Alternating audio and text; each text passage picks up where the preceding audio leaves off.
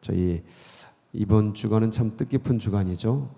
에스라 기도회, 100일 기도회를 이제 마무리 짓는 그런 시간입니다.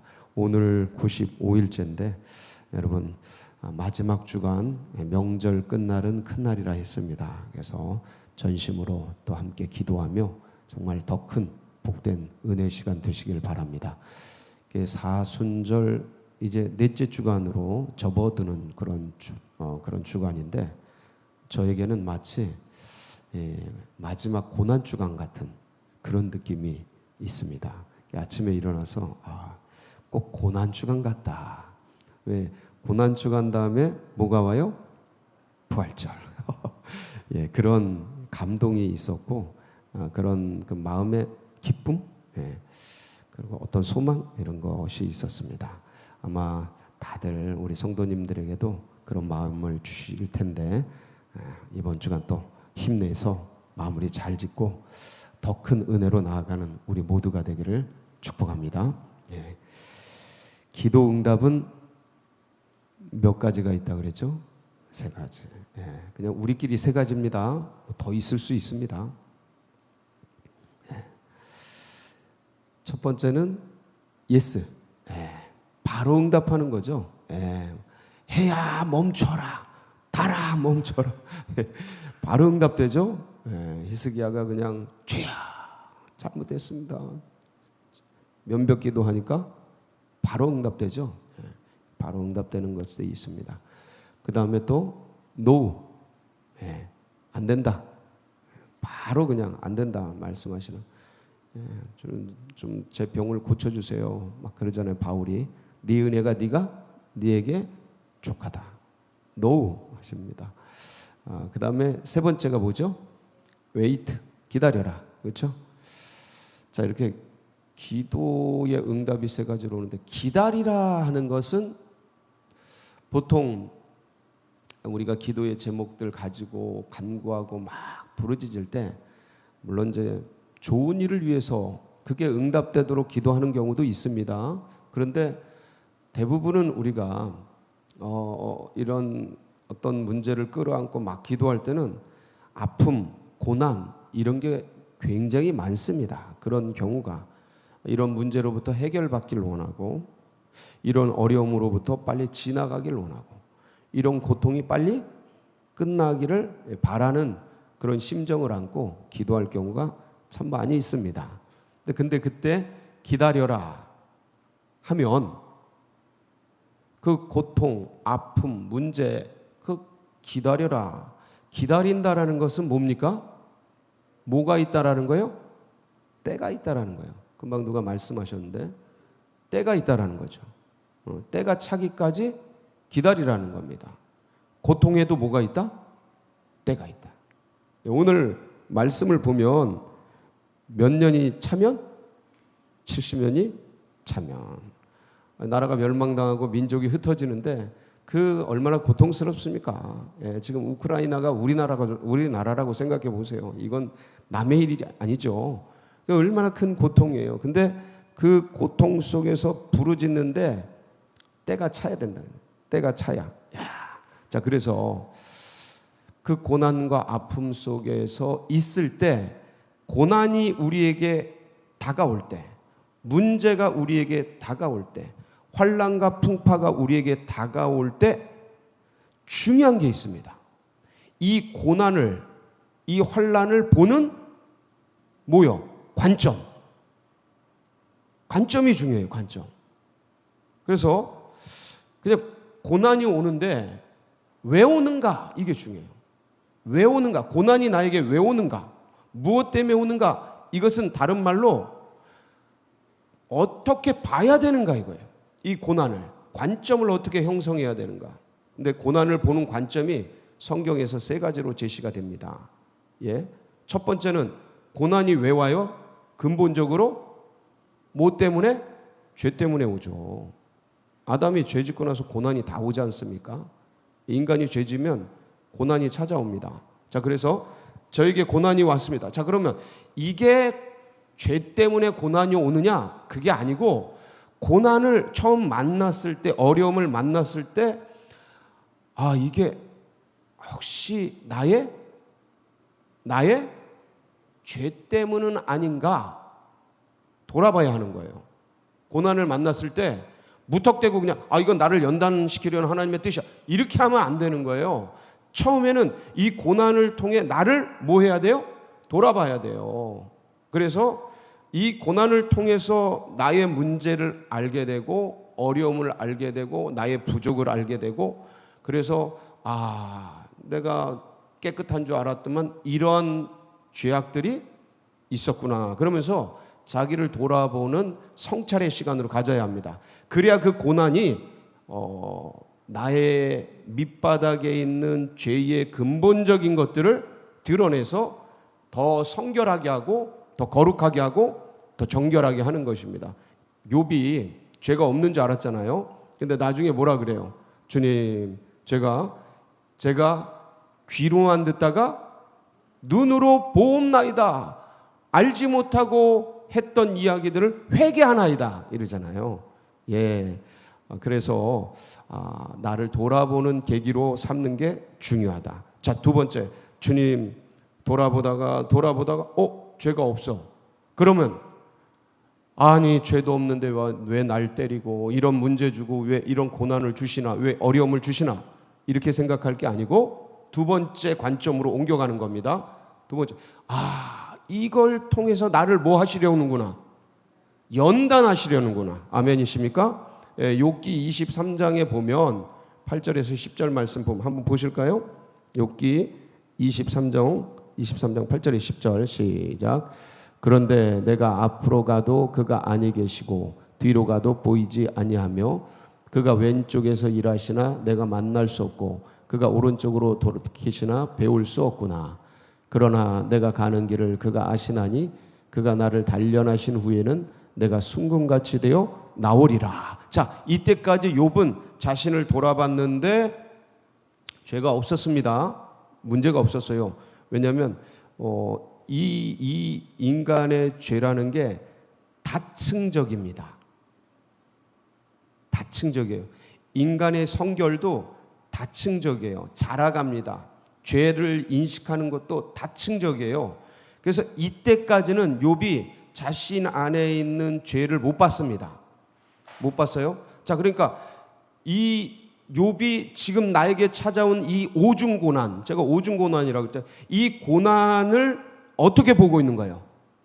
나를 연단하시려는 하나님의 시련으로 보고 있는 겁니다. 이렇게 봐야 된다라는 거예요.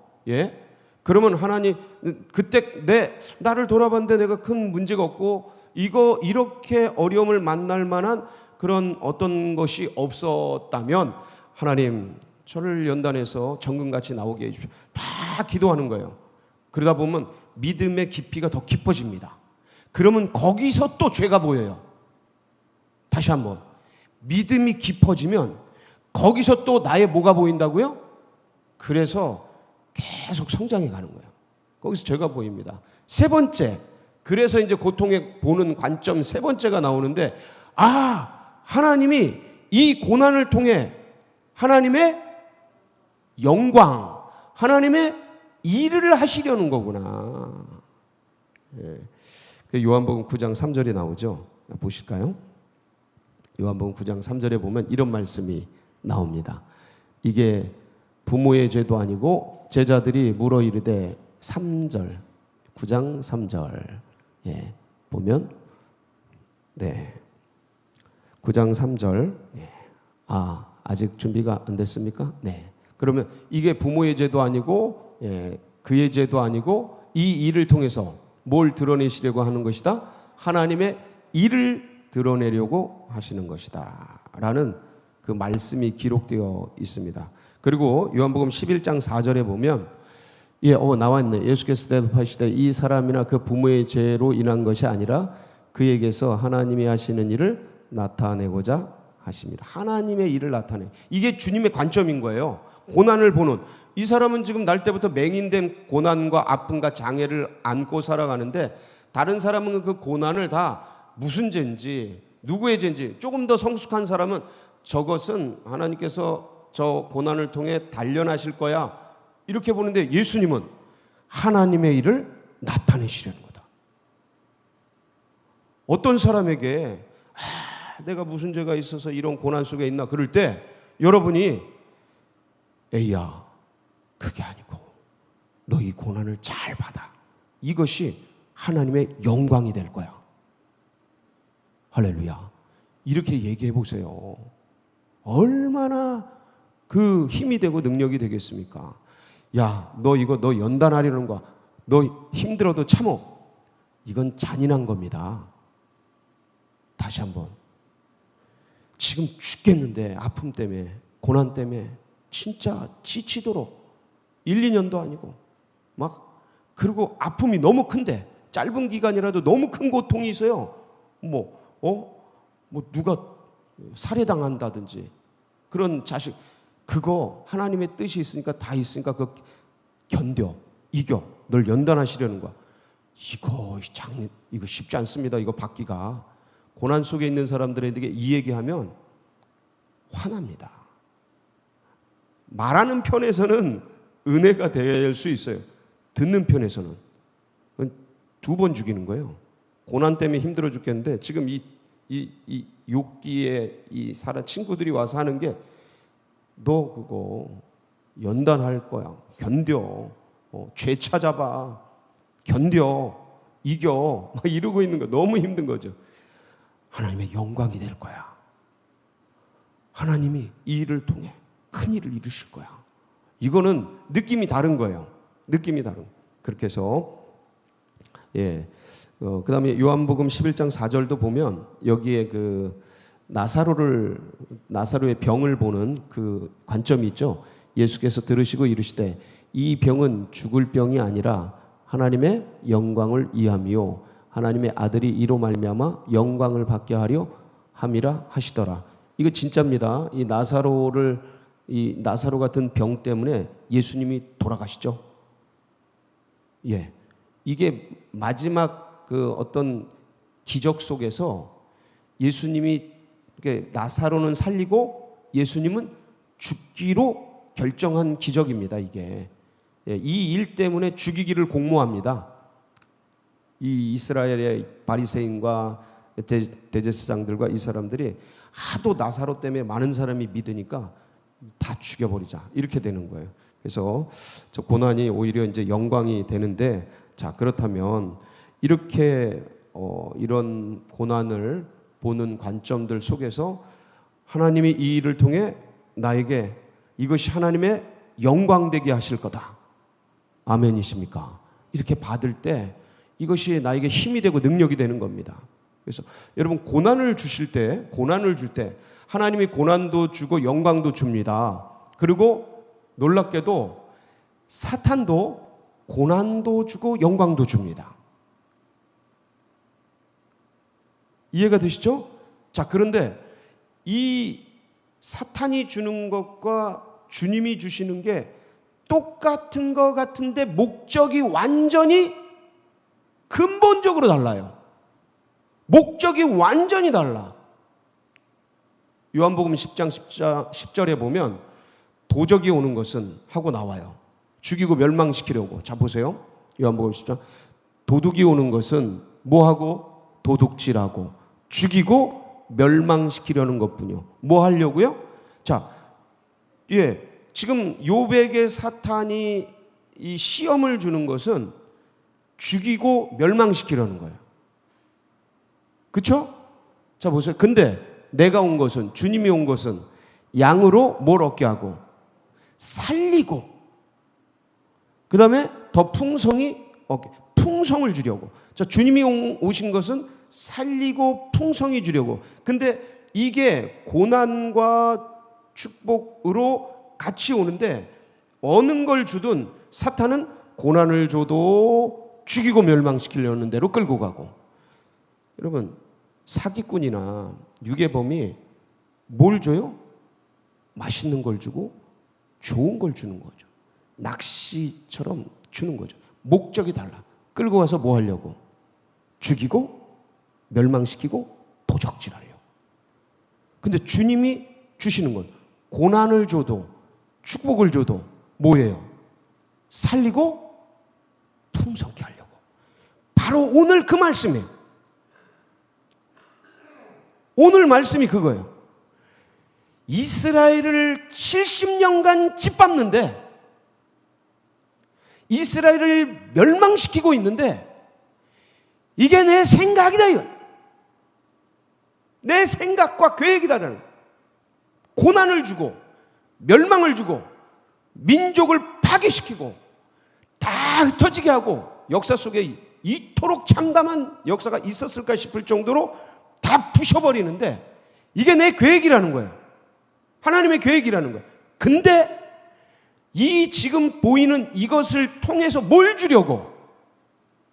생명을 주고 다시 더 풍성히 주려고. 이게 하나님의 계획인 거예요. 그러니까 이게 이제 이스라엘을 향한 민족적인 이런 엄청난 프로젝트였다면, 이것을 나 개인적으로 받을 때,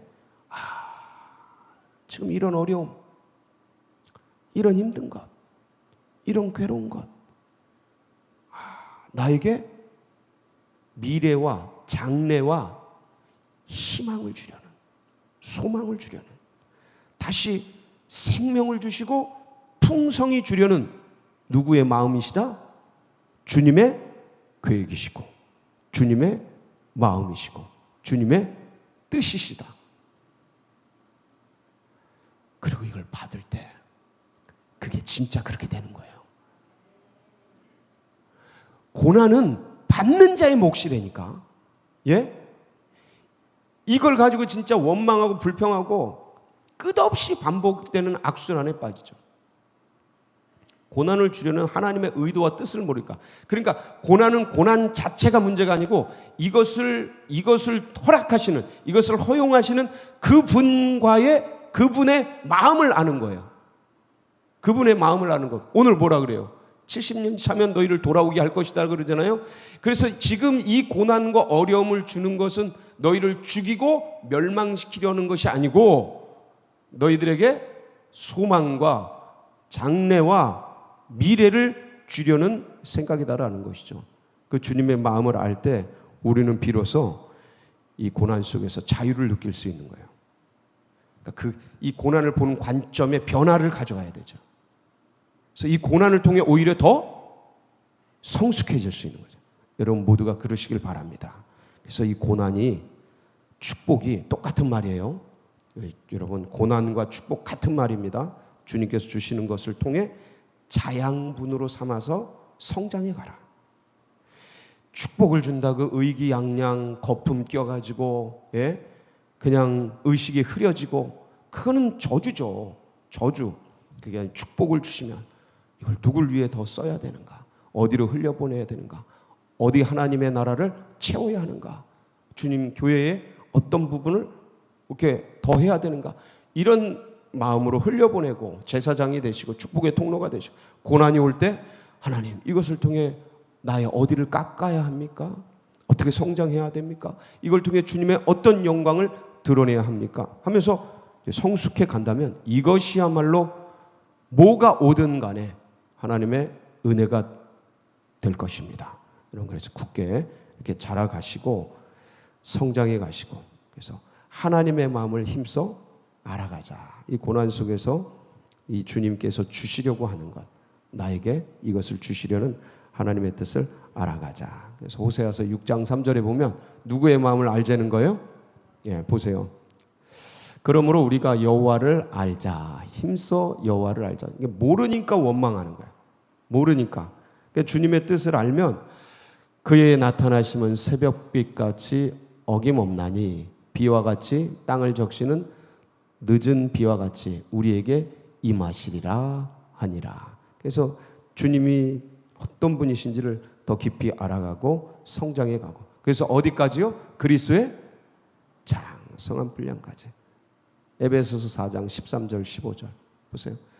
우리가 다 하나님의 아들을 믿는 것과 아는 일에 하나가 되어 온전한 사람을 이루어 그리스도의 장성한 분량이 충만한 데까지 이르리니 오직 사랑 안에서 참된 것을 하여 범사에 그에게까지 자랄지라. 그는 머리니 곧 그리스도라. 그리스도의 장성한 분량까지 뭐 하자고요? 자라가자, 알아가자. 고난의 목적이에요. 축복의 목적이에요. 고난 줄 때 원망하고 축복 줄 때 자만하고 이러라는 게 아니고, 주님이 우리에게 고난과 축복을 번갈아 주시면서 주시는 이유는 이걸 통해 누구를 알라고요? 주님을 깊이 알아가고 그리스도의 장성한 분량까지 자라가면서 하나님의 놀라운 영광을 드러내는, 그 깊이 더 나아가는 그런 복된 이 한 주간 되시기를 주의 이름으로 축원합니다. 같이 기도하시겠습니다.